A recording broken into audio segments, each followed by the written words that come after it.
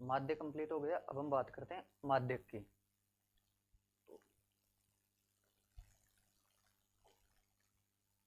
देखो माध्यक में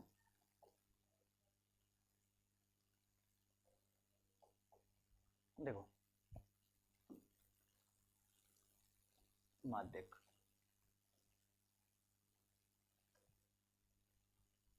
तो एक तो देखो माध्यक में जैसे मान लो सम संख्या हो, तो उसके लिए देखो सम संख्या,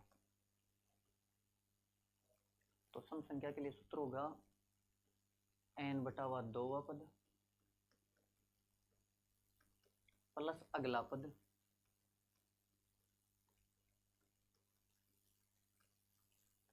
बटा 2। ये सूत्र तो होगा अगर संख्या सम संख्या है तो।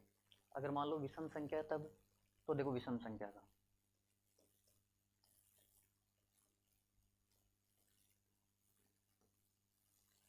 देखो विषम संख्या में n प्लस 1/2वां पद,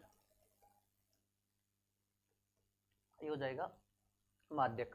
एक जो इसका सूत्र होता है वो देखो l प्लस n बटा वा 2 माइनस सी एफ बटा वा एफ इंटू एच।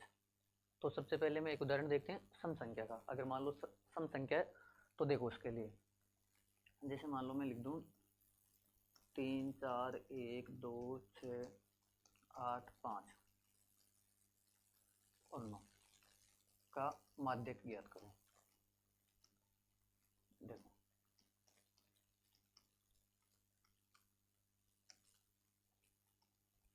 तो जो माध्य के लिए जो पहला काम होगा वो होगा इस इन संख्याओं को आरोही क्रम में, बढ़ते हुए क्रम में रखने पर। तो देखो आरोही क्रम में लिखने पर, तो पहले तो मैंने आरोही क्रम में लिखेंगे।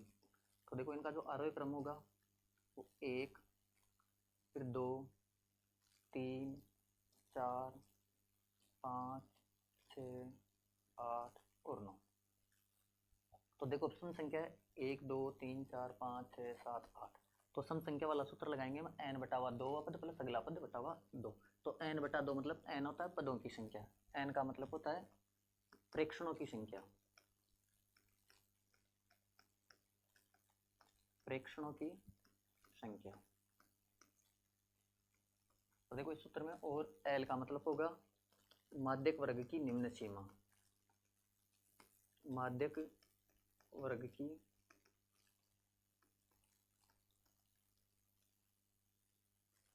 माध्यक वर्ग की निम्न सीमा।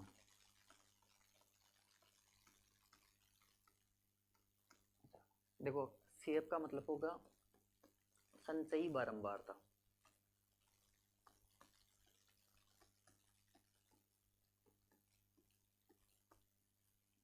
और एफ का मतलब होगा इसमें बारंबारता, और एच का मतलब होगा वर्ग अंतराल।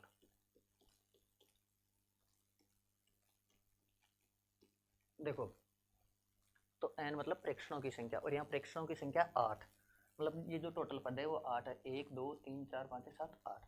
तो एन बटावा 2 मतलब 8 बटावा 2 वह पद प्लस अगला पद बटा 2। तो देखो यहाँ हो जाएगा 4वां पद प्लस अगला मतलब 5वां पद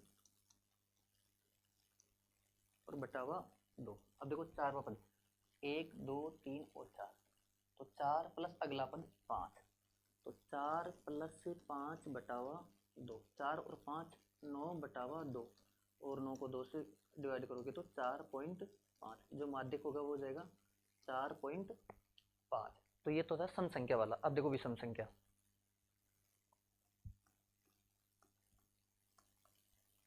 अगर मान लो विषम संख्या हो तब, तो उसके लिए जो सूत्र था होता n प्लस 1 बटावा 2वां पद। देखो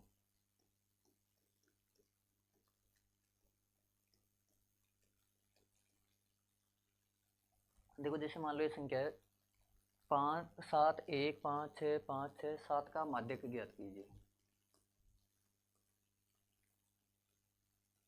माध्यक ज्ञात करो। तो देखो वही पहला काम होगा आरोही क्रम में लिखने पर। तो देखो आरोही क्रम में लिखने पर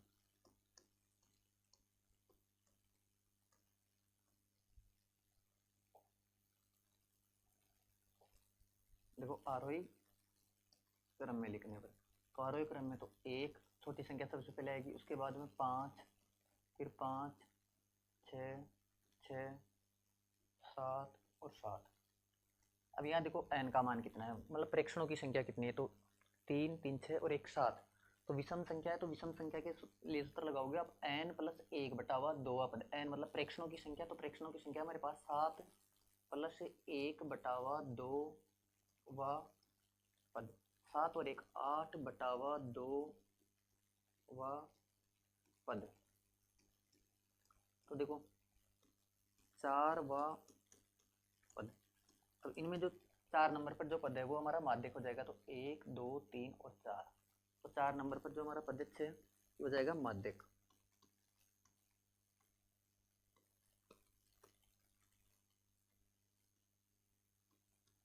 देखो अब हम बात करते हैं वर्ग अंतराल वाले क्वेश्चन की। जैसे मान लो एक क्वेश्चन आ गया जिसमें आप लोगों के पास वर्ग अंतराल भी है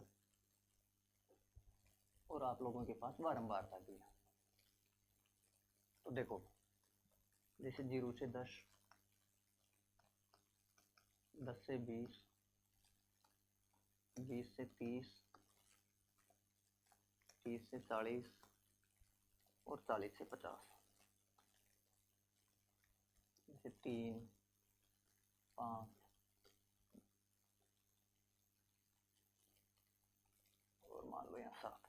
तो देखो तो इसमें माध्य का सूत्र देखो पहले तो इसके लिए जो माध्य का सूत्र होगा, अगर वर्ग अंतराल दिया हुआ तो हम सूत्र लगाएंगे L प्लस n बटावा 2 माइनस सी एफ बटावा एफ इंटू एच। L का मतलब माध्यक वर्ग की निम्न सीमा, n का मतलब प्रेक्षणों की संख्या, CF का मतलब संचयी बारंबारता और H का मतलब हो जाएगा वर्ग अंतराल। तो देखो तो पहला काम CF निकालेंगे। देखो CF मतलब संचयी बारंबारता।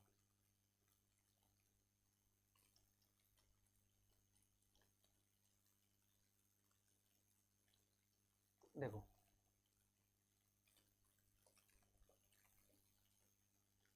3 की जगह 3, 3 और 2 5, 5 और 5 10, 10 और 6 16 और 16 और जैसे यहाँ 8 लिख लो, 16 और 8 तो 24। देखो तो जो n होगा वो हो जाएगा 24, मतलब टोटल जो प्रेक्षणों की संख्या वो 24 हो जाएगी। ऐसे देख लो 3 और 2 5, 5 और 5 10, 10 और 6 16, 16 और 8 24। तो देखो n बटावा 2, तो 24 बटा 2, n बटा 2 का मान हो गया 12। अब इस CF में देखो 12 कहाँ है, तो 12 इसे जो 16 वाला जो माध्यक वर्ग है इसी के अंदर है। देखो 10 तो कम है, ज़्यादा हो गए, तो यहाँ देखो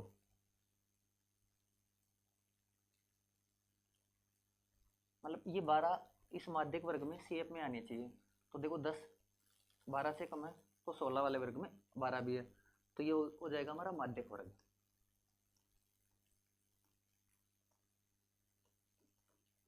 अब देखो इस माध्यक वर्ग में जो L का मान होगा वो ये जो 30 है, ये तो हो गया L का मान।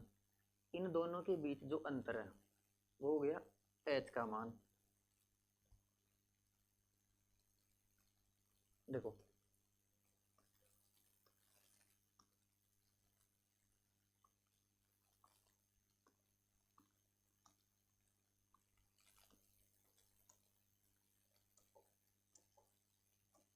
देखो ये जो 30 है ये तो हो गया L का मान, और इन दोनों के बीच जो अंतर है वो हो गया H। ये हो जाएगा F और ये हो जाएगा CF। तो इस सूत्र में जब आप लोग मान रखोगे उसका विशेष ध्यान रखना, जो माध्यक वर्ग होगा उसकी जो अंतिम सीमा ये 30 L का मान होगा। इन दोनों के बीच का जो अंतर होगा 30 और 40 के बीच में कितने का अंतर है वो हो जाएगा H का मान। ये होगा F बारंबारता, और ये मान रखेंगे हम सी एफ का यहाँ से। तो देखो एल की जगह हम लिखेंगे,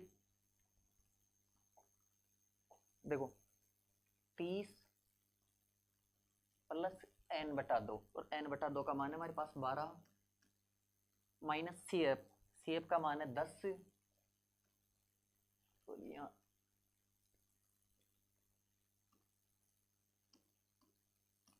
एन बटा 2 माइनस सी बटा एफ इंटू एच। देखो 10 बटा एफ, एफ का मान है हमारे पास 6 इंटू एच, और एच का मान, इन दोनों का वर्ग अंतराल है 10, तो ये मान आ जाएगा 10। तो देखो 30 प्लस 12 में से 10 कम करो, 2 बटा 6 इंटू 10, 1 और 3 बार। तो देखो 30 प्लस 10 बटा 3, तो 30 प्लस 3.3 बार, तो 30 और 3 33.3, ये हो जाएगा हमारा माध्यक। और एक बात और ध्यान रखना, जो माध्यक या बहुलक है, जो भी मान आएगा माध्यक वर्ग में से ही तो माध्यक का मान आएगा। जैसे मान लो 30 और 40 ये माध्यक वर्ग है ना, तो 30 और 40 के बीच की संख्या ये हमारा आंसर होगा। बहुलक में भी ऐसा होता है, जो बहुलक वर्ग होगा वो उसी में से, उसी के बीच में से जो संख्या आएगी वही आंसर होगा। ना ही तो जो माध्यक होगा वो 30 से छोटा हो सकता है, और ना ही 40 से बड़ा हो सकता है। तो माध्यक का कंप्लीट। अब देखो आप बहुलक,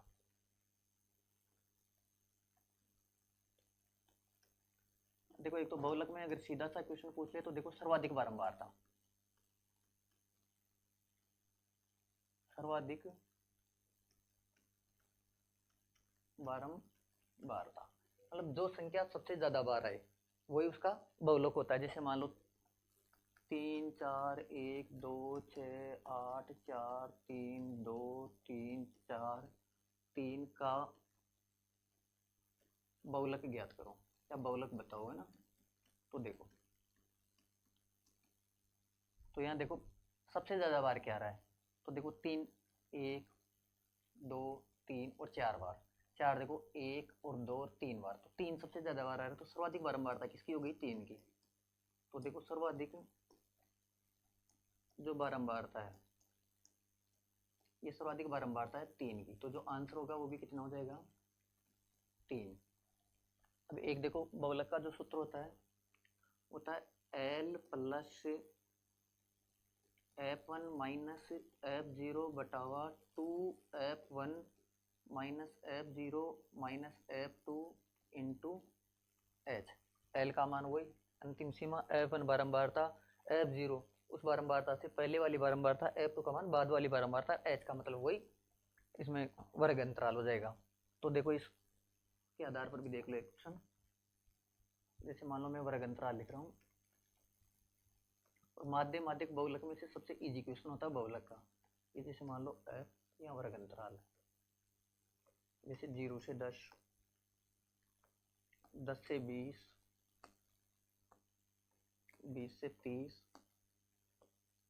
30 से 40 और 40 से 50। देखो इसे 7 9 11 8 और 4, इसका बहुलक निकालना है। तो देखो बहुलक का पहले तो सूत्र लिख लो, तो वापस L plus F1 minus F0 बटा 2F1 minus F0 minus F2 into H. देखो अब सर्वाधिक बारंबारता देखो इसमें, तो सर्वाधिक बारंबारता आप बोलोगे 11, तो ये हो गया हमारा बहुलक वर्ग,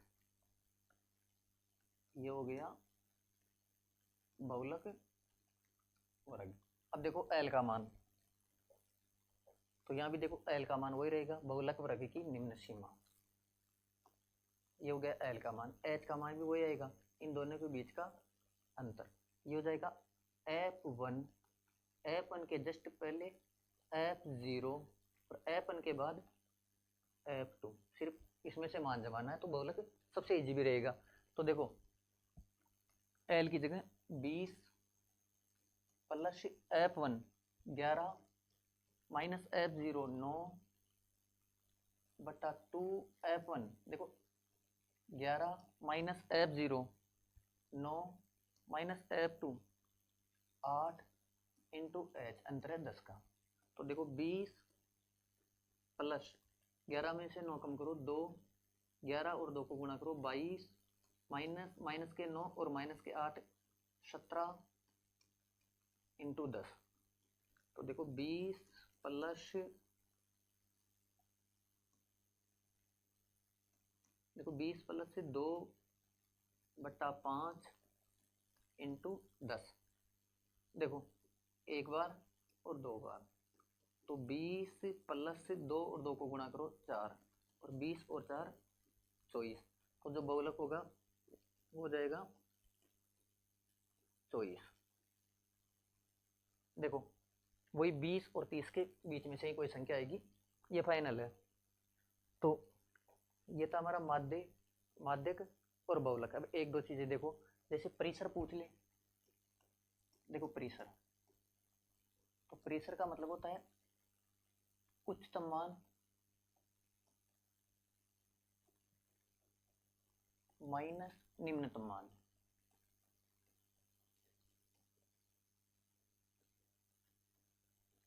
मतलब सबसे बड़ी संख्या माइनस सबसे छोटी संख्या, सबसे बड़ी संख्या में से सबसे छोटी संख्या की बाकी करना होता है, वो होता है परिसर। देखो ए का मतलब हो गया कल्पित मान, एल का मतलब हो गया निम्न सीमा, वो चाहे माध्यक वर्ग है या बहुलक वर्ग है, उसकी हो जाएगी निम्न सीमा।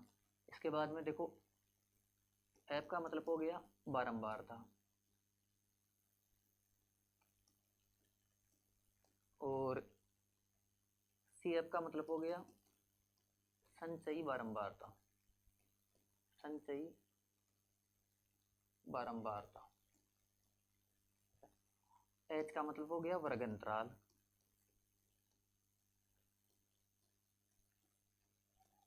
और देखो एच आ गया एक। देखो अगर मान लो एक्स, और एक्स को बोलते हैं मध्यमान,